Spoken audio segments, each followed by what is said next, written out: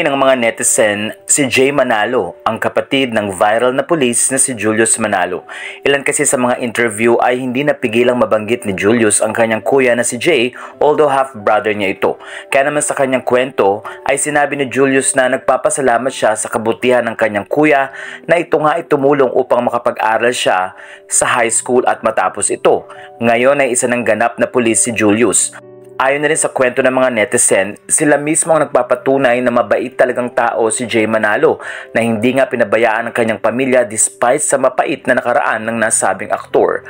Sa isang interview ay sinabi ni Jay Manalo na masayang-masaya siya na nakita na ni Julius ang kanyang mother na 31 years niyang hinanap. At sa pagkakataong ito, tahimik lang si Jay pero marami ang natuwa dahil nabanggit nga siya ng kanyang kapatid na si Julius. Patunay na isang supportive brother at napakabuting tao ng aktor na si Jay.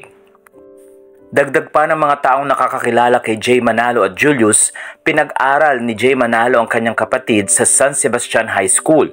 Matatanda ang taga-Tondo, sina Jay Manalo. Sa puntong ito ay maraming netizen ang natuwa dahil sa gitna nga ng pagiging sikat na noon ni Jay Manalo ay hindi niya pinabayaan ang kanyang kapatid.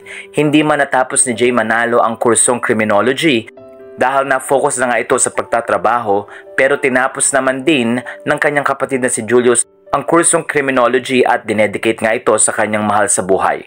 Ilang mga photos din ang pinakita ni Julius. Kaya naman hindi malilimutan ni Julius ang kabutihang ginawa ng kanyang kapatid na si Jay Manalo. Ilang mga story din ang lumabas na 1995 naman nang nakita ni Jay Manalo ang kanyang Vietnamese mother. At ito nga ay isa sa pinaka nakakaiyak din na story noong 1995 dahil sa unang pagkakataon ay nag-meet ang dalawa. 6 years old din si Jay Manalo nang mahiwalay nga siya sa kanyang ina, pero ngayon ay tuloy-tuloy ang communication ni Jay Manalo sa kanyang ina na nasa US kasama ang mga kapatid. Sa puntong ito, magkaiba man ang ina ni Jay Manalo at Julius pero nananatili ang pagmamahal nila sa isa't isa at respeto nga sa kanyang kuya na patuloy na tumulong hanggang makatapos ng pag-aaral si Julius.